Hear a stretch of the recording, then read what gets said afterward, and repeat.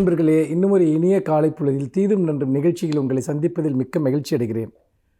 இந்த நிகழ்ச்சியில் நாம் நம்முடைய சமகால பிரச்சனைகள், முக்கியமாக இளைஞர்களுடைய பண்பாட்டு வாழ்க்கை மற்றும் அவர்களுடைய முக்கியமான சில பிரச்சனைகள், இதையெல்லாம் பற்றி இந்த நிகழ்ச்சியில் நாம் தொடர்ந்து பேசி வந்திருக்கிறோம்.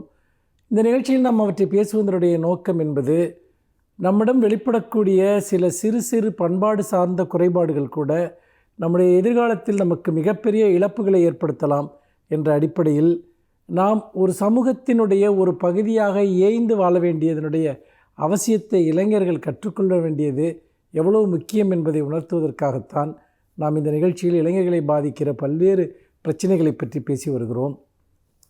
அதில் முக்கியமாக இளைஞர்களிடம் இன்றைக்கு காணப்படக்கூடிய மிக முக்கியமான விஷயம் என்பது, தங்கள் உலகத்திற்கு வெளியே இருக்கக்கூடிய எல்லாவற்றையும் அலட்சியமாக அணுகுவது அல்லது கேலி செய்வது, கிண்டலுக்கு உள்ளாக்குவது.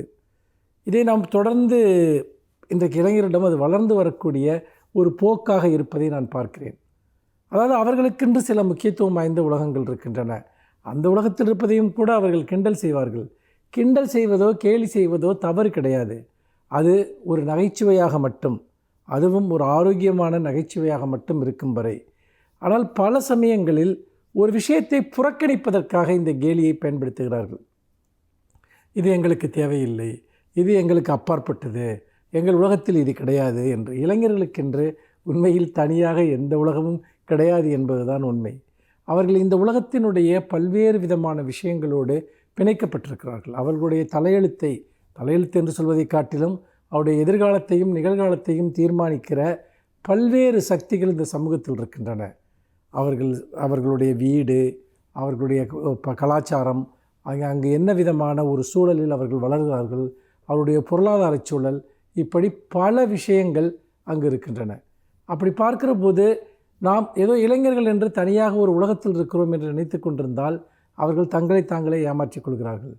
இளைஞர்கள் செய்ய வேண்டியது இளைஞர்களாக எப்படி இருப்பது என்பதல்ல, இளைஞர்கள் எப்படி தங்களை காப்பாற்றிக் கொள்வது, தங்களை தக்க வைத்துக் கொள்வது என்பதில் தான் இளைஞர்களுடைய அனைத்து விதமான சாதனைகளும் இருக்கின்றன. அப்படி பார்க்கிற போது நாம் முதல் விஷயம் என்பது, இந்த எல்லாவற்றையும் பற்றிய கேலி என்பது அவற்றின் மீதான அக்கறையின்மையாக மாறுகிறதா என்பதை நாம் கவனிக்க வேண்டும். ஏனென்று கேட்டால், பொதுவாக இன்றைக்கு அதை கேலி செய்து புறக்கணிப்பதன் மூலமாக, ஒரு விஷயத்தின் மூலமாக நமக்கு கிடைக்கக்கூடிய பயன்களை நிறைய இளைஞர்கள் இழக்கிறார்கள். அவற்றை கற்றுக்கொள்வதிலிருந்து விளக்கப்படுகிறார்கள். உதாரணத்திற்கு அரசியல் என்றால் கேலி. ஒரு சினிமாவை பார்க்கிறார்களா, வெறும் கேலி மட்டும்தான் அவர்கள் மனதில் இருக்கிறது. ஒரு பொதுவான சம்பவம் நடக்கிறதா, அதில் கேலி. பெண்களை பார்த்தால் கேலி, பெண்களுக்கு ஆண்களை பார்த்தால் கேலி. இப்படி கேலி செய்து கொண்டே போவதன் மூலமாக ஒன்றை புரிந்து கொள்வதிலிருந்து நாம் விளக்கப்படுகிறோம். நமக்கு நகைச்சுவை இருப்பது தவறில்லை, நாம் சிரிப்பதற்காகத்தான் பிறந்தவர்கள். ஆனால் நாம் எதை பார்த்து சிரிக்க வேண்டும், எதனிடம் சீரியஸாக இருக்க வேண்டும் என்பதை பற்றி நமக்கு ஒரு வேறுபாடு தேவை. அந்த வேறுபாடு இன்றைக்கு அழிந்து வருவதை நான் பார்க்கிறேன். ஏனென்றால் சமூக வலைத்தளங்களில் எல்லாமே இன்றைக்கு கேலி பொருளாக்கப்படுகிறது. அந்த மனநிலைக்கு நாம் முழுமையாக அடிமையாகிவிட்டோம். ஒரு சமூக வலைத்தளங்கள் உங்களிடம் என்ன பண்பாட்டை உருவாக்குகின்றன? ஒவ்வொரு நாளும் நீங்கள் சிரிப்பதற்காக சமூகத்தில் எதெல்லாம் முக்கியத்துவம் வாய்ந்ததோ அதை பற்றியெல்லாம் ஒரு கேலி பொருளை உருவாக்குகிறார்கள். உதாரணமாக மீம்ஸ் ஒரு ஆரோக்கியமான விமர்சனமாக இருப்பதை பற்றி கவலை இல்லை. ஆனால் அதுவே அஃபென்சிவாக, அது இன்னொருத்தரை இழிவுபடுத்துவதாக இருந்தால் உண்மையில் அதை நாம் செய்ய வேண்டுமா? இப்படி கேலிகளின் வழியாக நாம் இழக்கிற விஷயங்கள் என்ன? நாளை நாம் இதை பற்றி பேசுவோம். மீண்டும் இன்னும் ஒரு புதிய சிந்தனையோடு உங்களை சந்திக்கிறேன். நன்றி, வணக்கம்.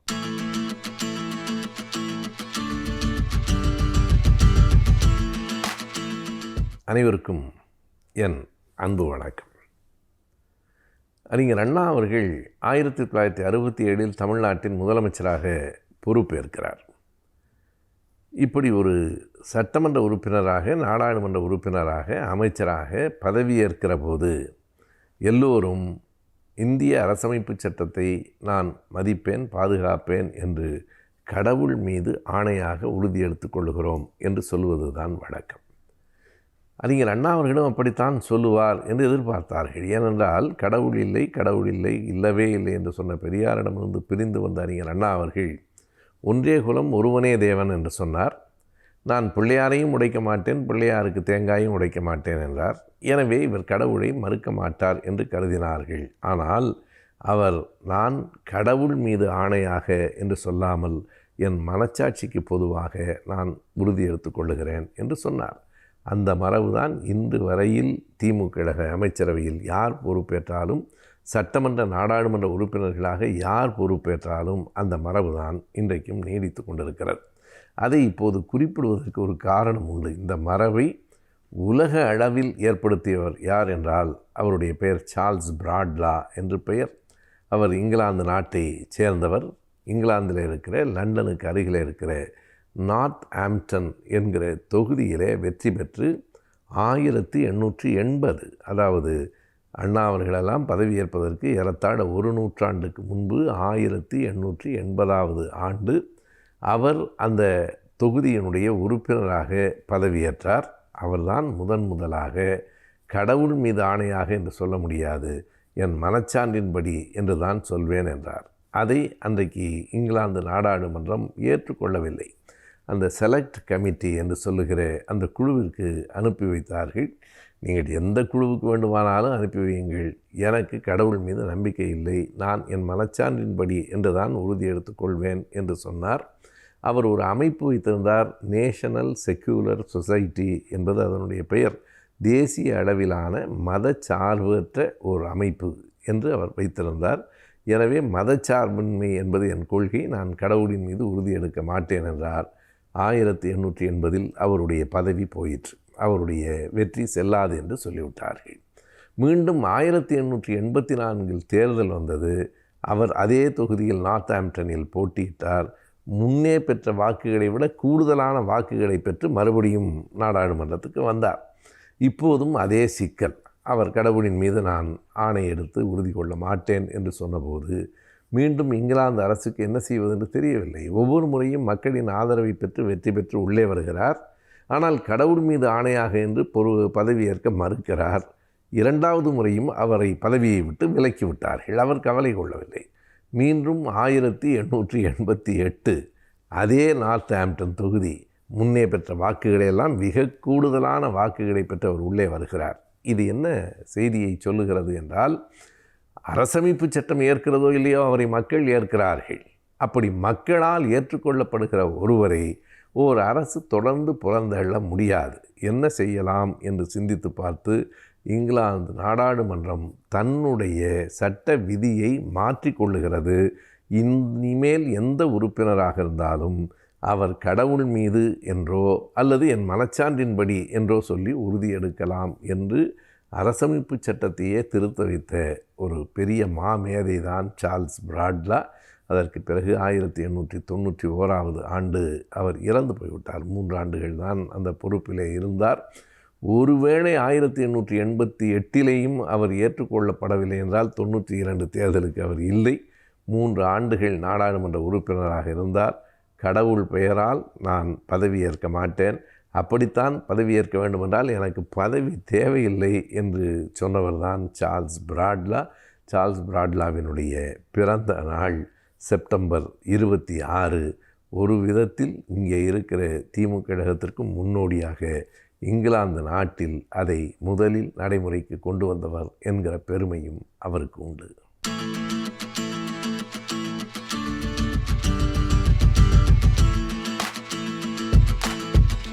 வணக்கம் நேயர்களே.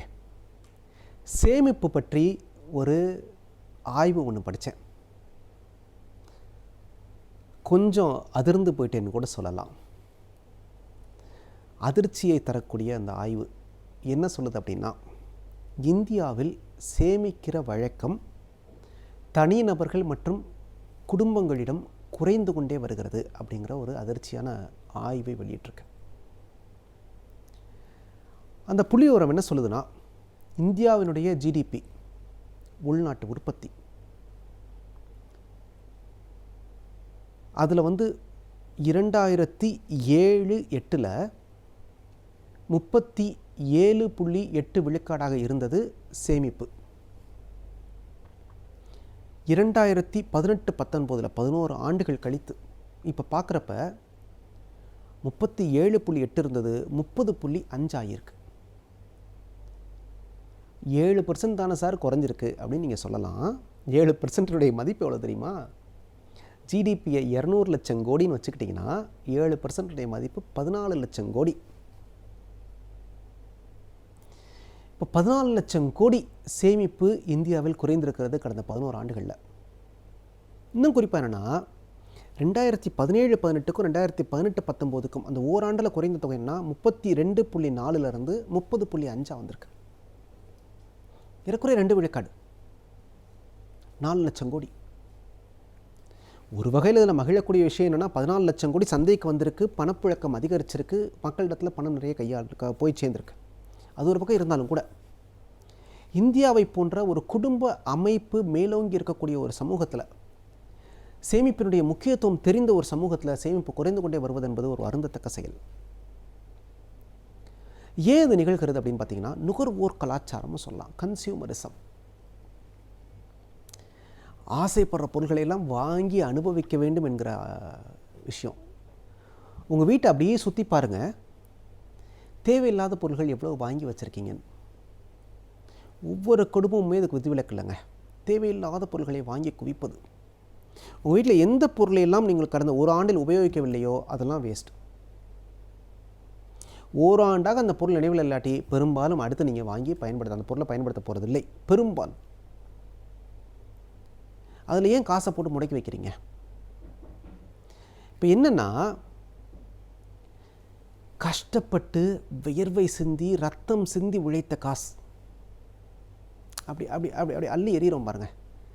இன்றைக்கே யோசிச்சிருக்கோமா?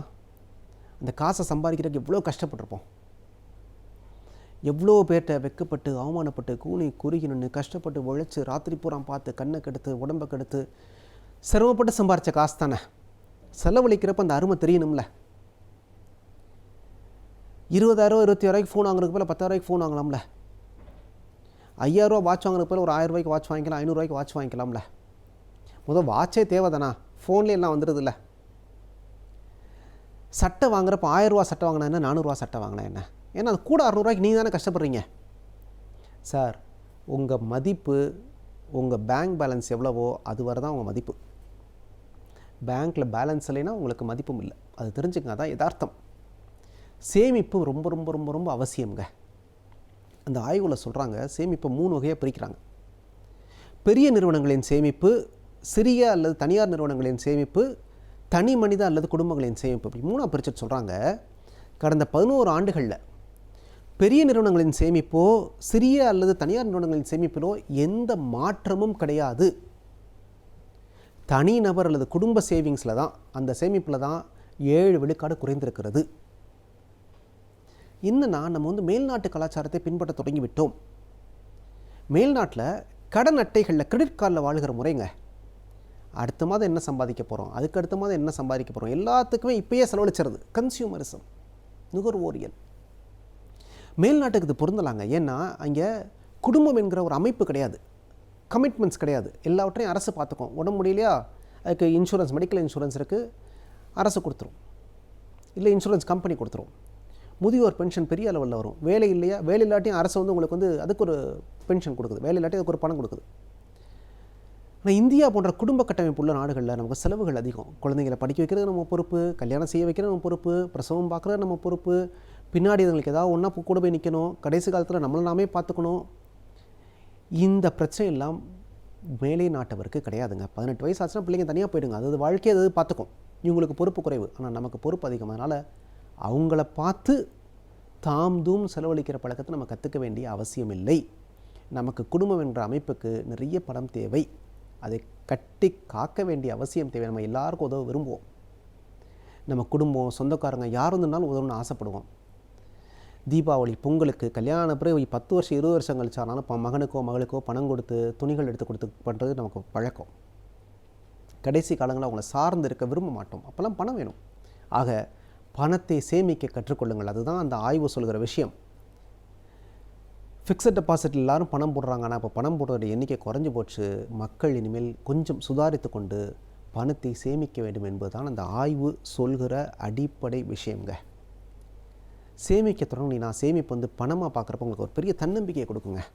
அதுவும் இளவயதிலிருந்தே சேமிக்க தொடங்கிட்டீங்கன்னு வச்சுங்களேன். இன்றைக்கெல்லாம் இளைஞர்கள் தகவல் தொழில்நுட்பத்துறை மிகப்பெரிய ப்ரொஃபஷனலாக இருக்கவங்களாம் நிறைய சம்பாதிக்கிறாங்க, நிறைய செலவழிக்கவும் செய்கிறாங்க. நிறைய சம்பாதிக்கிறப்ப ஆரம்பத்துலேருந்தே நீங்கள் சேவிங்ஸ் பண்ண தொடங்கிட்டீங்கன்னா, சேமிக்க தொடங்கிட்டிங்கன்னா, இளமையில் சேமிக்கிற சேமிப்பு இந்த நீங்கள் வந்து ஒரு 20 வயசு 25 வயசில் சேமிக்க தொடங்கி 35 வயசுக்குள்ள 1 கோடி ரூபாய் சம்பாரிச்சிங்கன்னு வச்சுக்கோங்களேன், அதுவே வாழ்க்கை பூரா அந்த வட்டியை உங்களுக்கு வந்து நிறைய பணத்தை கொடுக்கும். 50 வயசு 60 வயசில் நீங்கள் 1 கோடி ரூபா சம்பாரிச்சிங்கன்னு வச்சுங்க, அது ஓரளவு கம்மியான ரிட்டர்ன்ஸ் தான் தரும். ஆக இளமையில் எவ்வளோ சேமிக்கிறீங்களோ அவ்வளோ நல்லது. இல்லாட்டி முதுமையிலேயோ சேமிக்க தொடங்கிடுங்க.